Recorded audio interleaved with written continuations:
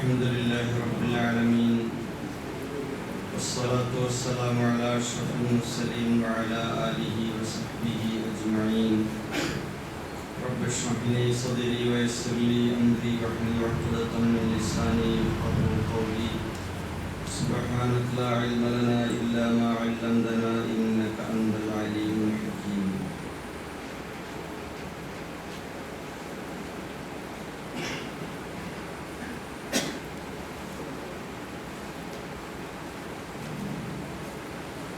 أعوذ بالله من الشيطان الرجيم. بسم الله الرحمن الرحيم. إن أول بيت وضع للناس للذي ببكة مباركا وهدى للعالمين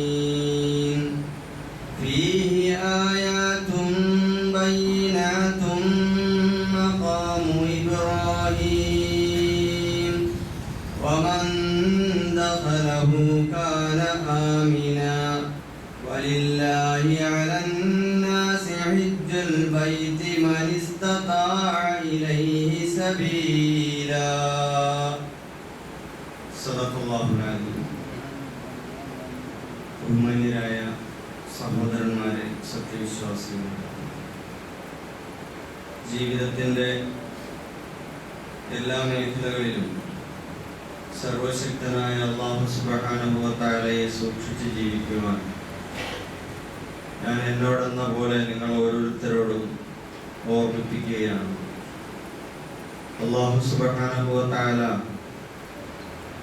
അവൻ്റെ സച്ചരിതരായ സജ്ജനങ്ങളിൽ നാം ഏവരെയും ഉൾപ്പെടുത്തി അനുഗ്രഹിക്കുമാറാകട്ടെ.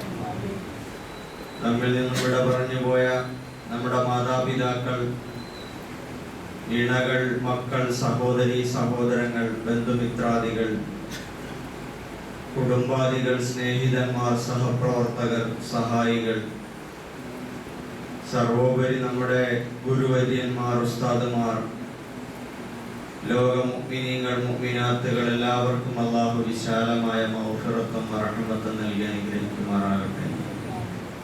അവർക്കെല്ലാം അല്ലാഹു ജന്നാത്തുൽ ഫിർദൗസ് നൽകി അനുഗ്രഹിക്കുമാറാകട്ടെ. ലോകത്തിന്റെ വിവിധ ഭാഗങ്ങളിൽ പ്രയാസങ്ങൾ അനുഭവിക്കുന്ന, കഷ്ടപ്പാടുകൾ അനുഭവിക്കുന്ന, ദുഃഖങ്ങൾ അനുഭവിക്കുന്ന സഹോദരങ്ങൾക്ക് അല്ലാഹു മോചനം നൽകുമാറാകട്ടെ. എല്ലാവർക്കും ശാന്തിയും സമാധാനവും നൽകി അല്ലാഹു സന്തോഷിപ്പിക്കുമാറാകട്ടെ. സഹോദരങ്ങളെ, പരിശുദ്ധമായ ഹജ്ജ്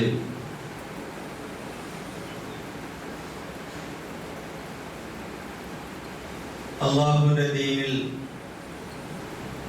വളരെ പ്രധാനപ്പെട്ട ഒരു കർമ്മമാണ്. പരിശുദ്ധ ഖുർആനിൽ അല്ലാഹു സുബ്ഹാനഹു വ തആല അത് നിർബന്ധമാക്കിക്കൊണ്ട് നമ്മളോട് പറഞ്ഞ ഒരു വചനമുണ്ട്. വലില്ലാഹി അലന്നാസി ഹിജ്ജുൽ ബൈത്തി മൻ ഇസ്തതാഅ ഇലൈഹി സബീല.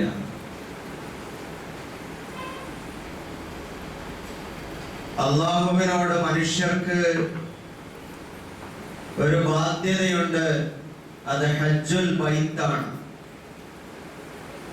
കഅബാലയത്തിൽ പോയി ഹജ്ജ് ചെയ്യുക എന്നതാണ്. അതിന് സാധിക്കുന്നവരെല്ലാം അത് നിർവഹിക്കണം എന്ന് പരിശുദ്ധ ഖുർആൻ നമ്മളോട് കൽപ്പിക്കുകയാണ്. ഒരു മുസ്ലിമായ മനുഷ്യൻ അയാളുടെ പ്രധാനപ്പെട്ട ഒരു ഫർളാണ് ഹജ്ജ് എന്ന് പറയും. സഹാബാക്കൾ പറയുന്നു, ഖതബന റസൂലുള്ളാഹി സ്വല്ലല്ലാഹു അലൈഹി വസല്ലം, നബി സല്ലല്ലാഹു അലൈഹി വസല്ലം ഒരു ദിവസം ഞങ്ങളോട് പ്രസംഗിക്കവേ ഇതിനെ പറ്റി പറഞ്ഞു. ഫഖാല യാ അയ്യുഹന്നാസ്, അല്ലയോ ജനങ്ങളെ, ഖദ് ഫറള അലൈക്കുമുൽ ഹജ്ജ ഫഹജ്ജു അള്ളാഹു നിങ്ങൾക്ക് ഹജ്ജ് ഫർളാക്കിയിരിക്കുന്നു, അതുകൊണ്ട് നിങ്ങളെല്ലാം ഹജ്ജ് ചെയ്യണം. ഫഖാല റജുലുൻ, അപ്പോൾ ഒരാൾ എഴുന്നേറ്റ് ചോദിച്ചു, അകുല്ലു ആമിൻ, നബിയെ ഹജ്ജ് ചെയ്യണമെന്ന് പറഞ്ഞാൽ എല്ലാ വർഷവും അവിടെ ഹജ്ജ് നടക്കുന്നുണ്ട്, അപ്പോഴെല്ലാം ഞങ്ങൾ ഹജ്ജ് ചെയ്യണമോ?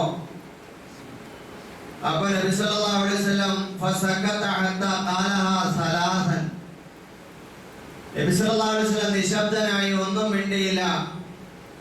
വീണ്ടും ആ ചോദ്യം ആവർത്തിച്ചു, എല്ലാ വർഷവും ഹജ്ജ് ചെയ്യണമോ നബിയെ? അപ്പോഴും നബി സല്ലല്ലാഹു അലൈഹി വസല്ലം മിണ്ടാതിരുന്നു.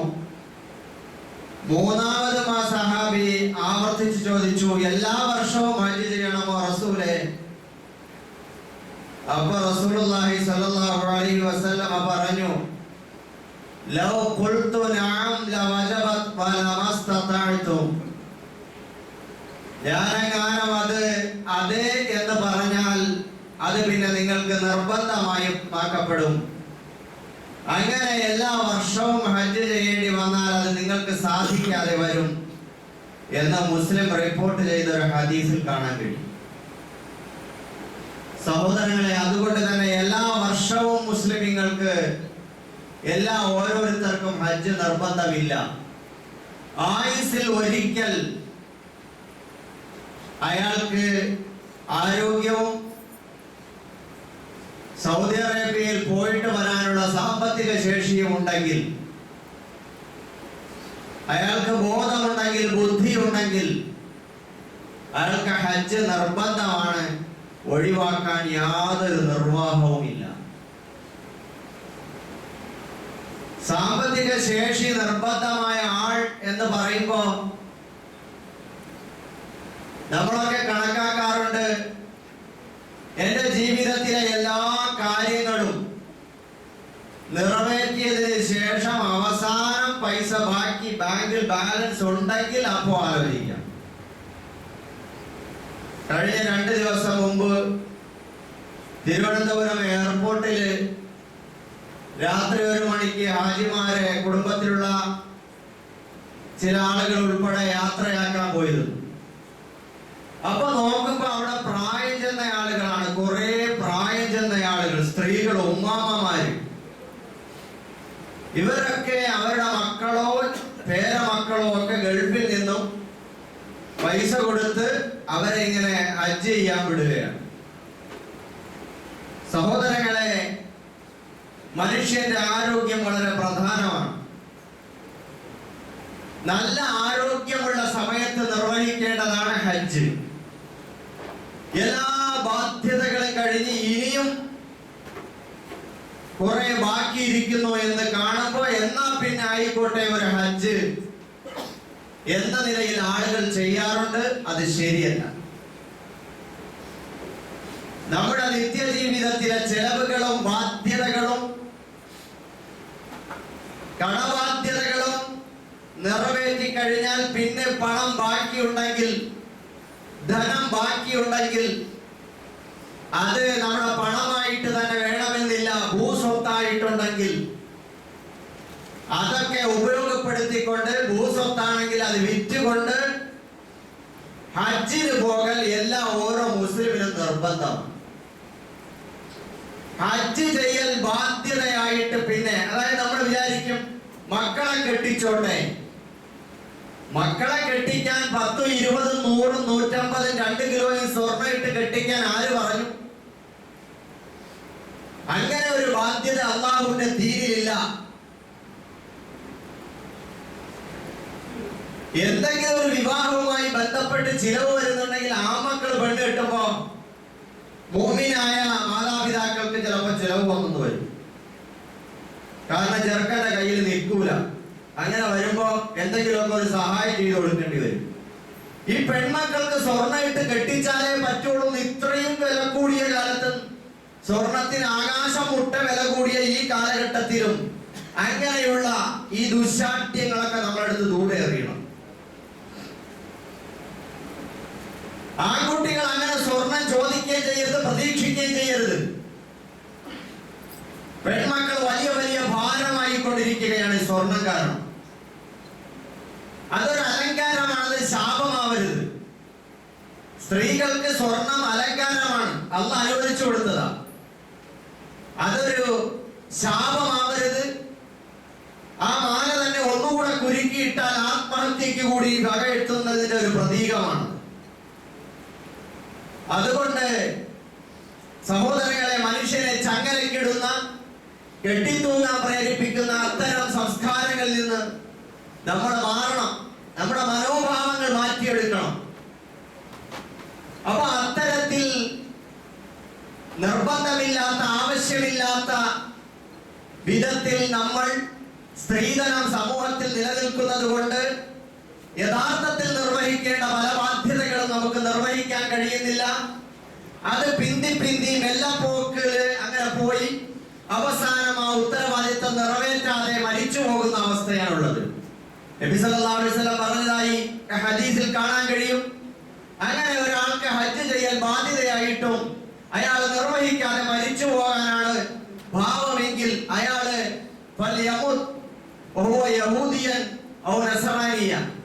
അത് അയാളെ ജൂതനോ ക്രിസ്ത്യാനിയോ ആയിട്ട് അങ്ങ് മരിച്ചോട്ടെ എന്നാണ്. അപ്പൊ അള്ളാഹുവിന്റെ ദീനിൽ ഹജ്ജ് നിർബന്ധമാണ്. അത് നമ്മൾ എനിക്ക് ബാധ്യതയാണോ എന്ന് പരിശോധിച്ച് നോക്കേണ്ടത്. പെൺമക്കളെയൊക്കെ കെട്ടിച്ചയച്ച് ആ മക്കളൊക്കെ പെണ്ണ് കെട്ടി, പിന്നെ നമുക്കും വീട് വെച്ച് നമ്മുടെ മക്കൾക്കും ഏറ്റവും നല്ല ഒരു കൊട്ടാരമൊക്കെ കെട്ടിക്കൊടുത്തതിന് ശേഷം പിന്നെയും ബാക്കിയുണ്ടെങ്കിൽ ഹജ്ജ് ചെയ്യാം എന്നൊരു ഭാവം നമുക്ക് വേണ്ട. അതുകൊണ്ട് സഹോദരന്മാരെ, നമസ്കാരം അൽഹംദുലില്ലാഹ് 5 വഖത്ത് നിസ്കരിക്കാൻ വേണ്ടി നമ്മൾ ശ്രമിക്കുന്നു. അതുപോലെ തന്നെ ജുമാ നമസ്കരിക്കാൻ ശ്രമിക്കുന്നു. വർഷത്തിൽ ഒരു മാസത്തിൽ നോമ്പെടുക്കാൻ ശ്രമിക്കുന്നു. സക്കാത്തിന്റെ കാര്യമൊക്കെ അടിക്കടി പറയുന്നത് കൊണ്ട് സക്കാത്തിനെ കുറിച്ചുമൊക്കെ ശ്രദ്ധയുണ്ടാവും. പക്ഷെ ഹജ്ജിന്റെ കാര്യം, നമ്മുടെയൊക്കെ ഈ പ്രദേശങ്ങളിൽ ഹജ്ജ് മാസം വന്നു കഴിഞ്ഞാൽ ആ അർത്ഥത്തിൽ ഒരു ഉണർവ് കാണുന്നില്ല. അതെന്തുകൊണ്ടാണ്? നമ്മളൊന്നും അതിനൊന്നും വലിയ പ്രാധാന്യം കൊടുക്കാത്തത് കൊണ്ടാണോ? ഹജ്ജ് യാത്രയയപ്പ്, അതുപോലെ ഹാജിമാരെ സന്ദർശിക്കല്, അവരോട് ദുആ കൊണ്ട് വസിയത്ത് ചെയ്യല്, ഇങ്ങനെയൊക്കെയുള്ള കാര്യങ്ങൾ സുന്നത്തായ കാര്യങ്ങളാണ്. അപ്പൊ ഇതൊക്കെ നമുക്ക് ഉണ്ടായിത്തീരണം. ഹജ്ജ് വളരെ പ്രധാനപ്പെട്ടാണ്. പലർക്കും ഹജ്ജിനോട് താല്പര്യം തോന്നുന്നത് ഹജ്ജ് ഏതെങ്കിലും ഹാജിമാർക്ക് വേണ്ടിയുള്ള പഠന ക്ലാസ്സുകളിൽ മാത്രം ഒതുക്കുമ്പോഴല്ല. അതൊക്കെ നമ്മുടെ മഹല്ല് കേന്ദ്രീകരിച്ച് ഏതെങ്കിലുമൊക്കെ ഹാജിമാര് പോകുമ്പോൾ അവർക്ക് യാത്രയയപ്പ് കൊടുക്കുക, അവരെ സ്വീകരിക്കുക, അവരെ സന്ദർശിക്കുക, അവർക്ക് അതുമായി ബന്ധപ്പെട്ട എന്തെങ്കിലുമൊക്കെ ഉപദേശ നിർദ്ദേശങ്ങളോ ഗുണപാഠങ്ങളോ അതല്ലെങ്കിൽ ഉത്ബോധനങ്ങളോ ഒക്കെ നടക്കുമ്പോൾ ആ സദസ്സിൽ പങ്കെടുക്കുക. അപ്പൊ തോന്നും അങ്ങനെ ഒരു അന്തരീക്ഷം നമ്മുടെ ഇടയിൽ ഉണ്ടാകുമ്പോൾ നമുക്കും തോന്നും ഇൻഷാ അല്ലാഹ് എനിക്കും ഹജ്ജ് ചെയ്യണം.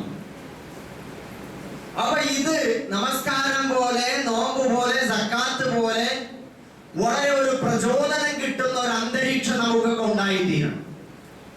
അത് വളരെ പ്രധാനമാണ്. അതുകൊണ്ട് തന്നെ നമ്മൾ ഹജ്ജിനെ കുറിച്ച് കൂടുതൽ ആലോചിക്കേണ്ടതുണ്ട് സഹോദരന്മാരെ. നബി സല്ലല്ലാഹു അലൈഹി വസല്ലം പറയുന്നത് എന്താ? ബുനിയൽ ഇസ്ലാമു അലാ ഖംസിൻ, നമുക്ക് അറിയുന്ന ഹദീസാ. 5 കാര്യങ്ങൾക്ക് മേൽ ഇസ്ലാം നിർമ്മിക്കപ്പെട്ടിരിക്കുകയാണ്, പടുക്കപ്പെട്ടിരിക്കുകയാണ്. അതിൽ പ്രധാനമായത് കലിമ ഷഹാദ, ലാ ഇലാഹ ഇല്ലല്ലാഹ് മുഹമ്മദുർ റസൂലുള്ളാഹ് കഴിഞ്ഞാൽ അനുഷ്ഠാനപരമായി ഒരു മുസ്ലിമിന് പ്രഥമ ബാധ്യതയായി തീരുന്ന കാര്യങ്ങളാണ് നമസ്കാരം, സക്കാത്ത്, നോമ്പ്, പിന്നെ ഹജ്ജ്. വളരെ പ്രധാനപ്പെട്ട കാര്യമാണ്. അപ്പൊ ഈ ഹജ്ജ് ചെയ്യാതെ ഒരാൾ മുസ്ലിം ആവൂല, അയാളുടെ ജീവിതത്തിൽ ഇസ്ലാം ഉണ്ടാവൂല. മറ്റൊരു ഹദീസിൽ കാണാം, നബി സല്ലല്ലാഹു അലൈഹി വസല്ലം പറഞ്ഞതായി, സുബില റസൂലുള്ളാഹി സ്വല്ലല്ലാഹു അലൈഹി വസല്ലം അയ്യുൽ അമലി അഫ്ളൽ. നബിയോട് ചോദിച്ചു, നബിയെ ഏറ്റവും ശ്രേഷ്ഠമായ കർമ്മം ഏതാണ്? ഖാല ഈമാനും ബില്ലാഹി വ റസൂലി, അല്ലാഹുവിലും റസൂലിലും വിശ്വസിക്കലാണ്. അമൽ ഏതാണെന്നാണ് ചോദിക്കുന്നത്. അപ്പൊ ഈമാൻ എന്ന് വെച്ചാൽ അമൽ കൂടിയാണ്. ഏതാണ് ഉത്തമമായ പ്രവൃത്തി, കർമ്മം എന്ന് ചോദിച്ചപ്പോ നബി സല്ലല്ലാഹു അലൈഹി വസല്ലം ആദ്യമായി കൊടുത്ത മറുപടി എന്താണ്? ഈമാനും ബില്ലാഹി വ റസൂലി, ലാ ഇലാഹ ഇല്ലല്ലാഹ് മുഹമ്മദുർ റസൂലുള്ളാഹിൽ വിശ്വസിക്കുക എന്നാണ്. അപ്പോ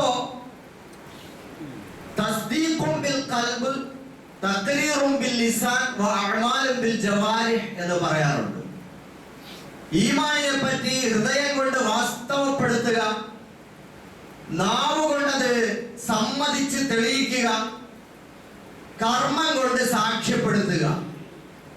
കർമ്മ മേഖലയിൽ, പ്രവർത്തനങ്ങളിൽ, എല്ലാ മേഖലയിലും ഉള്ളിലുള്ള ലാ ഇലാഹ ഇല്ലല്ലാഹ് മുഹമ്മദുർ റസൂലുള്ളാഹിയെ സത്യപ്പെടുത്തുന്ന നിലയിൽ, മാതൃകയാക്കുന്ന നിലയിൽ ജീവിതത്തെ പ്രകാശിപ്പിക്കുക, പ്രതിഫലിപ്പിക്കുക. അപ്പൊ ഇതാണ് ഒന്നാമത്തെ കാര്യം. രണ്ടാമതായി സുമ്മമാല ചോദിച്ചു, പിന്നെ ഏതാണ്? അൽ ജിഹാദു ഫീ സബീലില്ലാഹ്, അല്ലാഹുവിന്റെ മാർഗത്തിൽ പോരാടുക എന്നുള്ളത്. നീതിക്കും സമത്വത്തിനും സത്യത്തിനും വേണ്ടി സമൂഹത്തിൽ നിർഭയമായി പ്രവർത്തിക്കുക, ജീവിതം തന്നെ സമർപ്പിക്കേണ്ടി വന്നാലും ഭയപ്പെടാതിരിക്കുക. ആ ഒരു പ്രവർത്തനം ലാ ഇലാഹ ഇല്ലല്ലാഹ് മുഹമ്മദുർ റസൂലുള്ളാഹി ജീവിതം കൊണ്ടും മരണം കൊണ്ടും സാക്ഷ്യപ്പെടുത്തുന്ന ഒരു പ്രവർത്തനമാണ്. ഇതാണ് അടുത്തത് ഏറ്റവും അഫ്ളലായിട്ടുള്ള, ശ്രേഷ്ഠമായിട്ടുള്ള കർമ്മം എന്ന് റസൂലുള്ളാഹി സ്വല്ലല്ലാഹു അലൈഹി വസല്ലം. വീണ്ടും സഹാബി ചോദിച്ചു, സുമ്മമാല, അത് കഴിഞ്ഞാൽ പിന്നെ ഏറ്റവും മഹത്തരമായ പ്രവൃത്തി ഏതാണ് നബിയെ? ഹജ്ജുൻ മബ്റൂർ, സ്വീകാര്യമായ പുണ്യകരമായ ഹജ്ജാണ് എന്ന് റസൂലുള്ളാഹി സ്വല്ലല്ലാഹു അലൈഹി വസല്ലം. സഹോദരങ്ങളെ, അപ്പോ ലാ ഇലാഹ ഇല്ലല്ലാഹ് മുഹമ്മദുർ റസൂലുള്ളാഹിൽ ഈമാൻ കൊള്ളുന്ന നിലയിലുള്ള പ്രവർത്തനങ്ങളും, പടച്ചവന്റെ ദീനിന് വേണ്ടി ജീവിതം സമർപ്പിച്ചുകൊണ്ടുള്ള പ്രവർത്തനങ്ങളും, അതോടൊപ്പം ചേർന്ന് നിൽക്കുന്ന ഏറ്റവും ശ്രേഷ്ഠമായ കർമ്മമാണ് ഹജ്ജ് എന്ന് പറയുന്നത്. മറ്റൊരു ഹദീസിൽ കാണാം, അൽ ഹജ്ജുൽ മബ്റൂർ ലൈസ ലഹു സവാബുൻ ഇല്ലൽ ജന്ന. ഒരു പുണ്യകരമായ ഹജ്ജ്, അതിന്റെ ചിട്ടവട്ടങ്ങളും അതിന്റെ ആത്മാവും പാലിച്ചുകൊണ്ട്, അതിന്റെ ഉള്ളു പരിഗണിച്ചുകൊണ്ട് യഥാവിധി നിർവഹിക്കുന്ന ഒരു ഹജ്ജ്, അതിന് സ്വർഗമല്ലാതെ പ്രതിഫലമില്ല എന്ന് റസൂലുള്ളാഹി സ്വല്ലല്ലാഹു അലൈഹി വസല്ലം. മറ്റൊരു ഹദീസിൽ കാണാം, അൽ ഉംറതു ഇലൽ ഉംറതി കഫാറത്തുൽ ലിമാ ബൈനഹുമ. ഒരു ഉംറ മുതൽ അടുത്ത ഉംറ വരെ, അതേപോലെ വൽ ഹജ്ജുൽ മബ്റൂർ, സ്വീകാര്യമായ ഹജ്ജ്, ഇതിനൊക്കെ ലൈസ ലഹു ജസാഉൻ ഇല്ലൽ ജന്ന, സ്വർഗമല്ലാതെ മറ്റ് പ്രതിഫലം മറ്റൊന്നുമില്ല.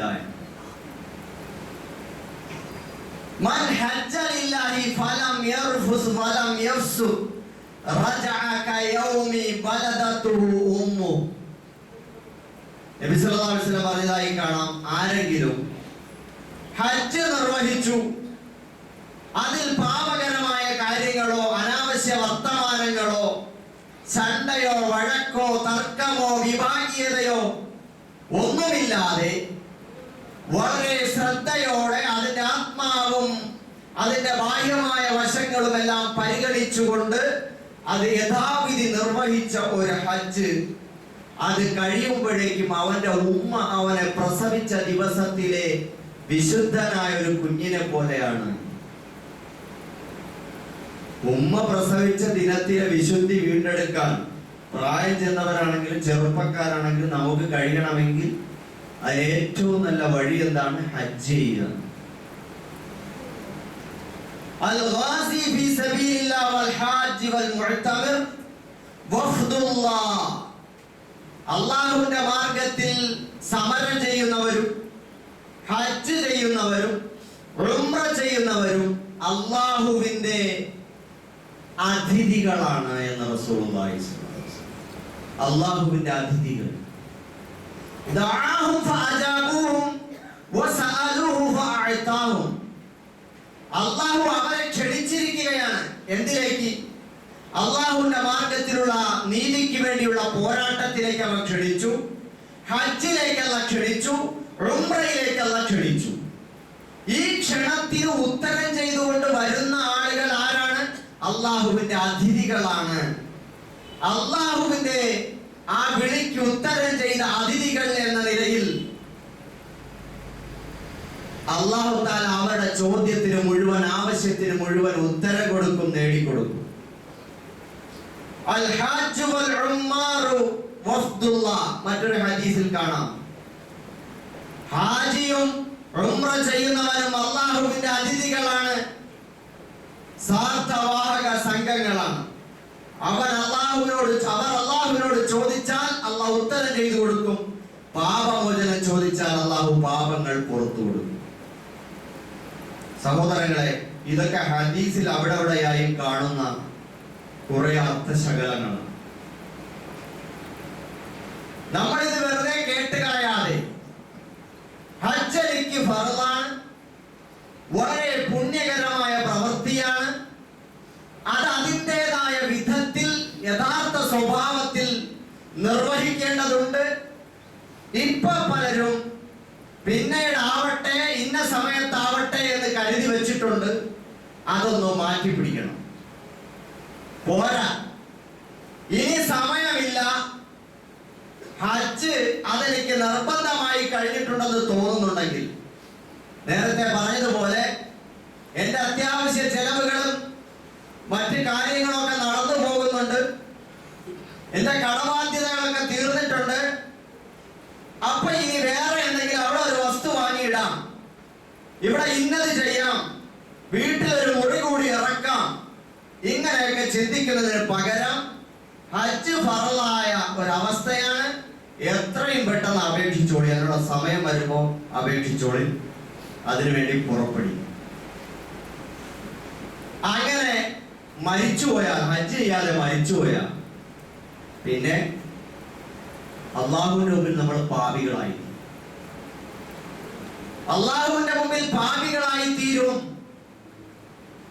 ആ സ്വത്ത് പിന്നെ അനന്തരാവകാശികൾക്ക്, മക്കൾക്ക് കൊടുക്കുന്നതിന് മുമ്പ്, ഓഹരി വെക്കും മുമ്പ്, ഹജ്ജ് നിർബന്ധമായ ഇയാളെ വേറെ ആൾക്ക് ഹജ്ജ് ചെയ്യാനുള്ള ഏർപ്പാടുണ്ടാക്കി വെച്ചിട്ട് മാത്രമേ പിന്നെ ഓഹരി ചെയ്യാൻ പോലും പാടുള്ളൂ.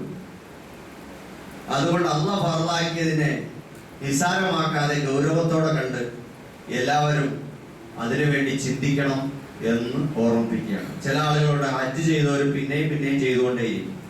അയാളും വീട്ടിലും നാട്ടിലും കുടുംബത്തിലും സമൂഹത്തിലും ഒക്കെ ഒരുപാട് ബാധ്യതകൾ ഉണ്ടാകും. ആ ബാധ്യതകൾ നിറവേറ്റാതെ അങ്ങനെ നിർവഹിക്കുന്നതിൽ യാതൊരു അർത്ഥവുമില്ല. ഒരിക്കലേ ഹജ്ജ് നിർബന്ധമുള്ളൂ. റസൂലുള്ളാഹി സ്വല്ലല്ലാഹു അലൈഹി വസല്ലം ഒരിക്കലേ ഹജ്ജ് ചെയ്തിട്ടുള്ളൂ. നമ്മുടെ സമൂഹത്തിൽ ഇതൊരു അലങ്കാരമായിട്ട് കൊണ്ടു നടക്കുന്ന ഒരുപാട് ആളുകളുണ്ട്. അത് പാവങ്ങളുടെ കണ്ണീരോടുള്ള കളിയാണ്. നിങ്ങൾക്ക് ഒരുപാട് ഹജ്ജ് ചെയ്ത ഒമ്പിച്ച പ്രതിഫലം അല്ലാഹ് തരും. നിങ്ങൾ ആ പാവങ്ങൾക്ക് വീട് വെച്ചു കൊടുത്താൽ, അവർക്കൊരു ടോയ്ലറ്റ് ഉണ്ടാക്കി കൊടുത്താൽ, അവർക്ക് എന്തെങ്കിലും നിത്യ വരുമാനത്തിന് ഒരു ചെറിയ എന്തെങ്കിലും ഒരു സഹായം ചെയ്തു കൊടുത്താൽ, രോഗം മാറാനൊന്ന് സഹായിച്ചാൽ, അതിനൊക്കെ പരിശുദ്ധ ഖുർആനും ഹദീസും പറഞ്ഞിട്ടുള്ള എണ്ണി തീർക്കാൻ പറ്റാത്ത ഒരുപാട് വചനങ്ങളുണ്ട്, ആശയങ്ങളുണ്ട്.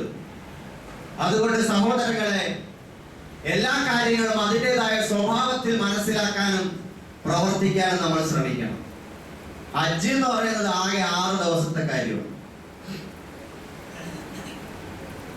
ഒരു മാസവും 40 ദിവസവും ഒക്കെ ആളുകൾ എടുത്തിട്ട് പോകുന്നുണ്ട്. അതെന്തിനാണ്? ഹജ്ജിനെ അനുഭവിക്കാൻ വേണ്ടിയാ.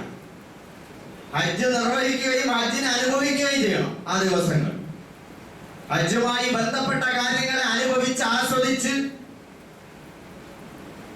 അയാളുടെ മനസ്സിൽ മാറ്റമുണ്ടാക്കാനുള്ള സന്ദർഭം കൂടിയാണത്, ആ ചരിത്ര ഭൂമി. ഹജ്ജ് പ്രധാനമായിട്ട് 6 ദിവസങ്ങളേ ഉള്ളൂ. ചുരുക്കി നമ്മൾ മനസ്സിലാക്കുമ്പോ 8-ന് മിനയിലെത്തി രാവാർത്ത് ലോഹറും അസറും മഗ്‌രിബും ഇശായും അവിടെ നമസ്കാരങ്ങളുടെ അതാത് സമയങ്ങളിൽ കസറാക്കി 4 റക്അത്തുള്ള നമസ്കാരങ്ങൾ 2 റക്അത്തായിട്ട് ചുരുക്കി നിർവഹിക്കുക. സൂര്യോദയം കഴിഞ്ഞ് പിറ്റേന്ന് സുബഹിയും അവിടെ നിസ്കരിക്കണം. എന്നിട്ട് സൂര്യോദയം കഴിഞ്ഞിട്ട് അറഫയിലേക്ക് പുറപ്പെടണം. അവിടെ കഴിയുമെങ്കിൽ മസ്ജിദുൻ നമറയിലെത്തി അവിടെ ലോഹറും അസറും ജമ്മും കസറുമാക്കി നമസ്കരിക്കുക. മുന്തിച്ച് ജമ്മാക്കി നമസ്കരിക്കുക. അത് കഴിഞ്ഞിട്ട് അറഫ പ്രസംഗമുണ്ട്. റസൂലുള്ളാഹി സ്വല്ലല്ലാഹു അലൈഹി വസല്ലമയുടെ ഹജ്ജത്തുൽ വദാ വിടവാങ്ങൽ പ്രസംഗം നടന്ന ആ സന്ദർഭം അതിന് വളരെ പ്രാധാന്യമുണ്ട്. അവിടെ മനുഷ്യാവകാശത്തെ കുറിച്ചുള്ള വിളംബരം, വമ്പിച്ച ആശയങ്ങളാണ്, ആശയപ്രപഞ്ചമാണ് ആ ഒരു പ്രസംഗത്തിലുള്ളത്.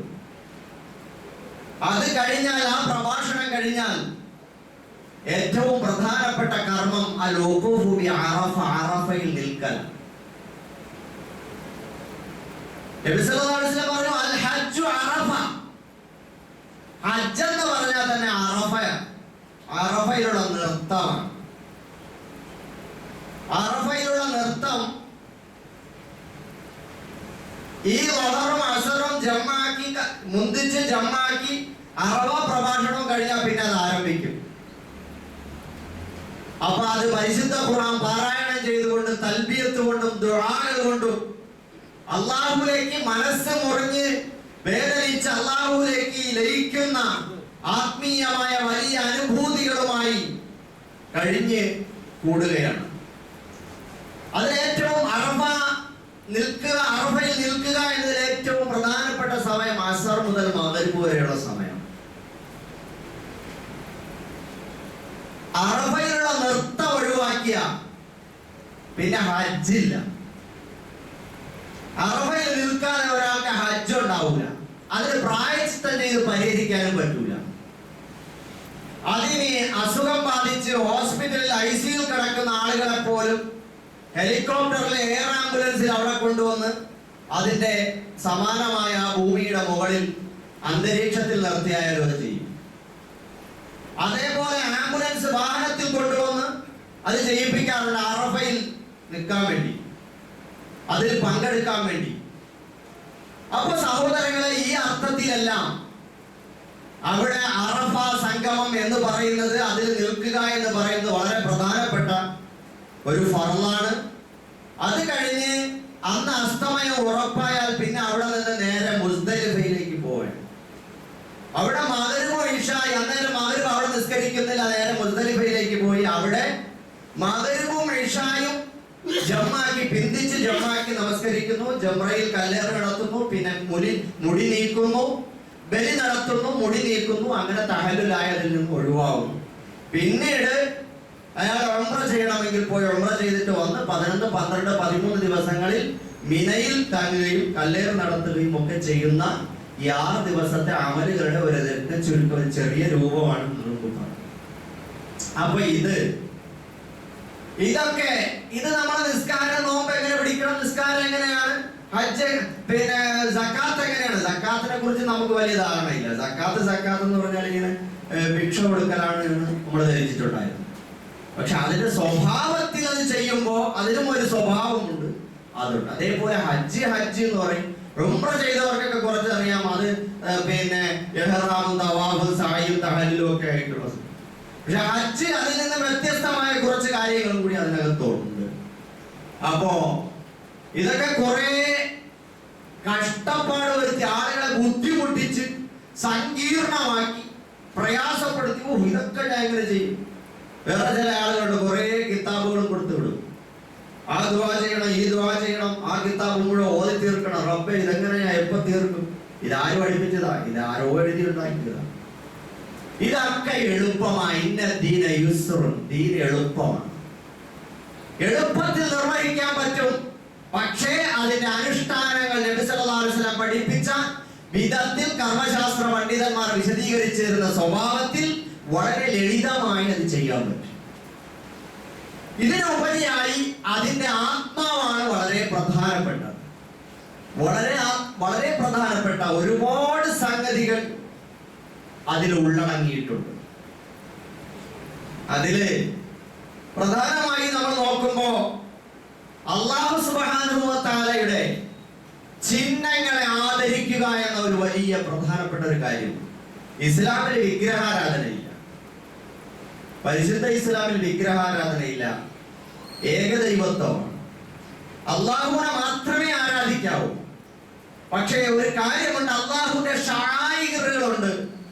അള്ളാഹുവിലേക്ക് മനുഷ്യനെ വിളിച്ചുണർത്തുന്ന ചിഹ്നങ്ങൾ. ആ ചിഹ്നങ്ങളോട് നമുക്ക് ആദരവും ബഹുമാനവും ഉണ്ടാവണം.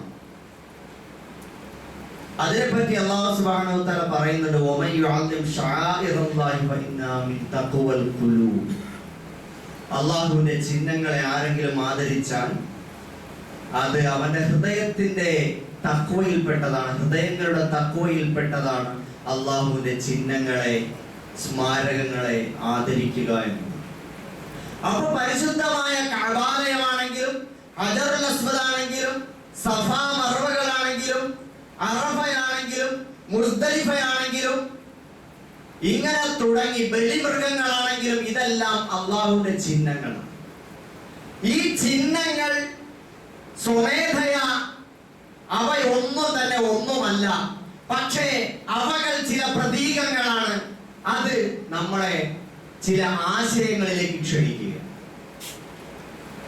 അതുകൊണ്ട് തന്നെ 14,000 കൊല്ലങ്ങൾക്കപ്പുറം ആ ഭൂമിയിൽ പച്ച മാംസമുള്ള, നമ്മളെപ്പോലെ സിരകളിൽ ചോരയൊഴുകുന്ന, മനുഷ്യ മാംസമുള്ള, ചിന്തയുള്ള, ജീവിത പ്രാരാബ്ധങ്ങളുള്ള മനുഷ്യരായ ചില ആളുകൾ അവിടെ അള്ളാഹുവിന്റെ ഏറ്റവും ഇഷ്ടപ്പെട്ട സ്വന്തക്കാരും ഇഷ്ടക്കാരും സ്നേഹഭാജനങ്ങളുമായി കൊണ്ട് ലോകത്തിന്റെ മുമ്പിൽ ലാ ഇലാഹ ഇല്ലല്ലാഹ് എന്ന ആദർശം ഉയർത്തിപ്പിടിക്കുകയും ആ മാർഗത്തിൽ ജീവിതം സമർപ്പിക്കുകയും അള്ളാഹുവിന്റെ സഹായം ആ ഭൂമിയിൽ വിടർത്തി കാണിക്കുകയും ചെയ്തിട്ടുണ്ട്.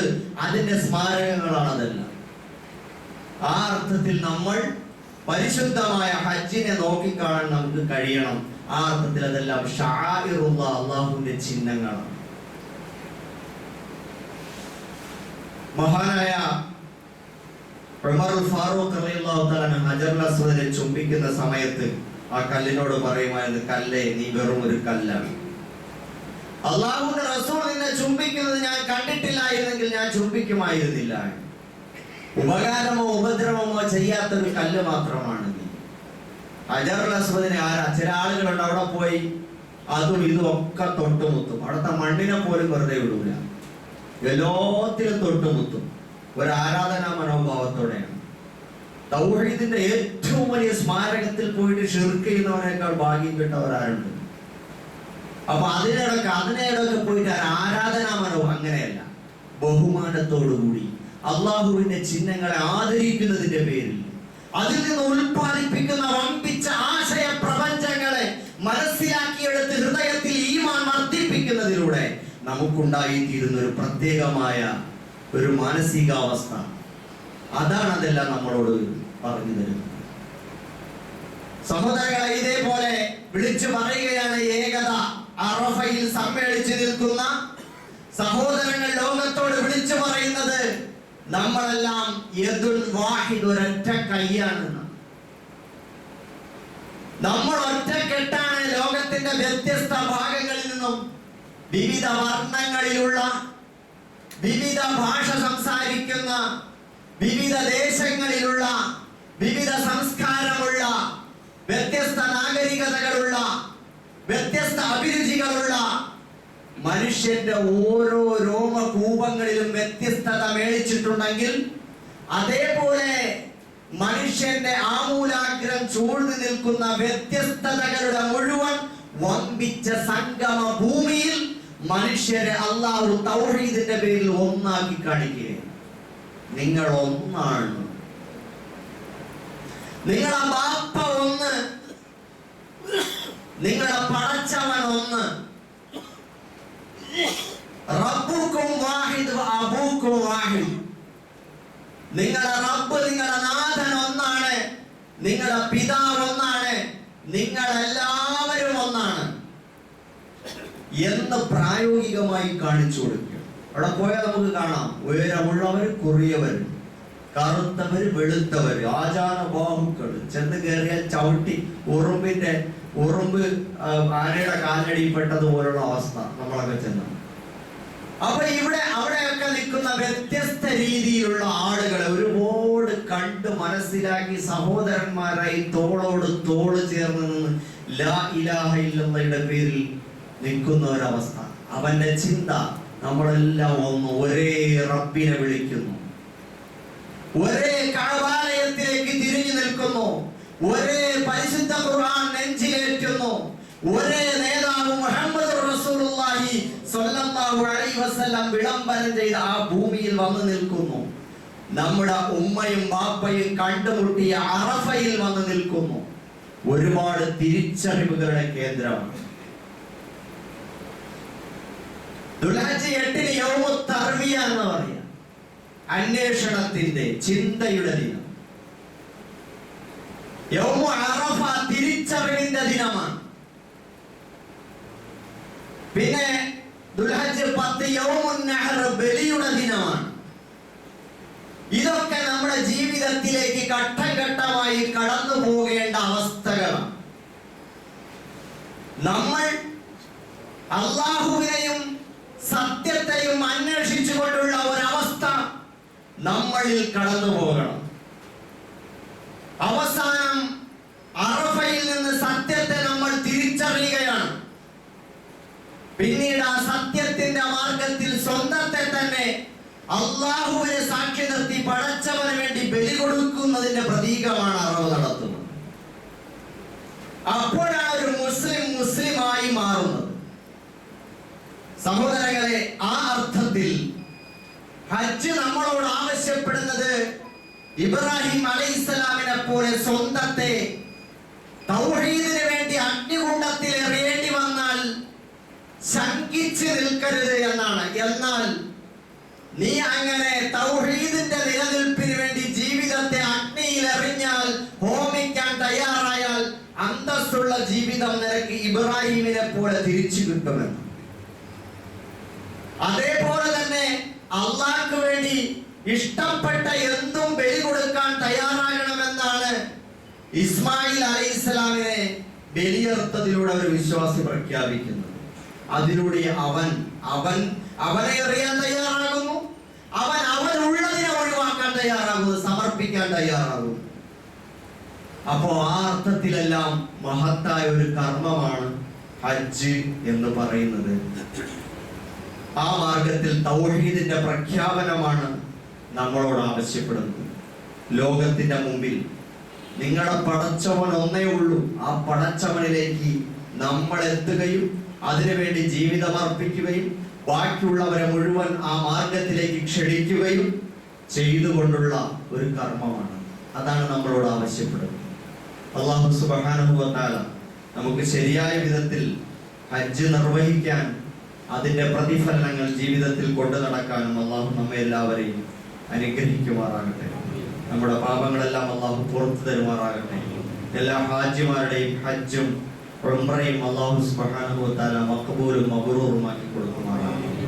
നമ്മുടെ കൂട്ടത്തിൽ ഇവിടെ നിന്നും ഹജ്ജിന് പുറപ്പെടുന്ന നമ്മുടെ കമ്മിറ്റി മെമ്പർ കൂടിയായ മണിക്കുണ്ട്. അതേപോലെ നമ്മുടെ നാസർക്കായ് കുടുംബമുണ്ട്. പലരും ഉണ്ടാവും എന്ന് വിചാരിക്കുന്നു.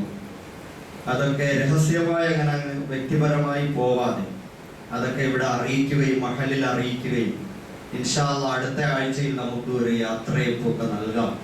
അപ്പോൾ ഹജ്ജിന് ഈ പ്രദേശത്ത് നിന്ന് പോകുന്നവർ ആരൊക്കെയുണ്ടോ എല്ലാവരുടെയും വിവരം മഹലിൽ നൽകുകയും അവർക്കിവിടെ നമുക്ക് ഒരു യാത്രയും ദുആയും ഒക്കെ നമുക്ക് വെക്കാം.